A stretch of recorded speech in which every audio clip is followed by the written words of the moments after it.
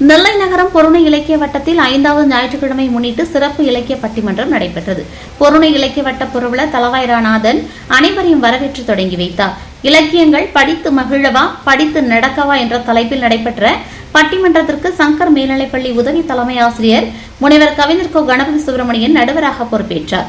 படித்து மகிழவே எனும் தலைப்பில் தமிழ் சங்கங்களின் கூட்டமைப்பின் நெல்லை மண்டல தலைவர் கவிஞர் பாப்பாக்குடிரா செல்வமணி, வேளாண்மைத்துறை அதிகாரி கவிஞர் காந்திமதி வேலன், பண்பலை அறிவிப்பாளர் கவிஞர் ரூமா, தூய தமிழ் பற்றாளர் ஆசிரியர் சிவ செல்வம் மாரிமுத்து ஆகியோர் வாதிட்டனர். படித்து நடக்க வேண்டும் தலைப்பில் முன்னாள் அகில இந்திய வானொலி அறிவிப்பாளர் கலைமாமணி முனைவர் சந்திரபுஷ்பம் பிரபு, பட்டிமன்ற பேச்சாளர் இளமுனைவர் சொர்ணவள்ளி, மாநகர காவல்துறை தலைமை காவலர் கவிஞர் கற்பக ராஜலட்சுமி, எழுத்தாளர் மூவேரா ஆகியோர் வாதிட்டனர். பட்டிமன்ற பேச்சாளர்களுக்கு கவியரசு கண்ணதாசன், இலக்கிய பேரவைத் தலைவர் திருக்குறள் ரா முருகன் நினைவு பரிசு வழங்கி பாராட்டினார்.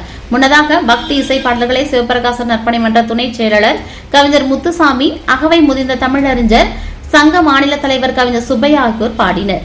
நிகழ்ச்சியில் ஆடிட்டர் மீனாட்சிநாதன், பேராசிரியர் ஹரிகரன், கவிஞர் கோதைமாறன், நூலகர் அகிலன் முத்துக்குமார், புகைப்பட கலைஞர் துரைராஜ், ஆனந்தி, காயத்ரி, முன்னாள் தாசில்தார் ஐயாக்குட்டி, ஞானம், திருமணி, பரமசிவம், குமாரசாமி, ராஜா, சிவகுமார், சுபாசுந்தர், பழனியம்மாள், கவிஞர் முத்துக்குமார், ராமலிங்கம், வீரபத்ரன், குமார் மற்றும் பலரும் கலந்து கொண்டனர். நிறைவாக தமிழ் வளர்ச்சி பண்பாட்டு மைய செயற்குழு உறுப்பினர் கவிஞர் புன்னைச்செழியன் நன்றி கூறினார். நிகழ்ச்சியை கவிஞர் முத்துசாமி தொகுத்து வழங்கினார்.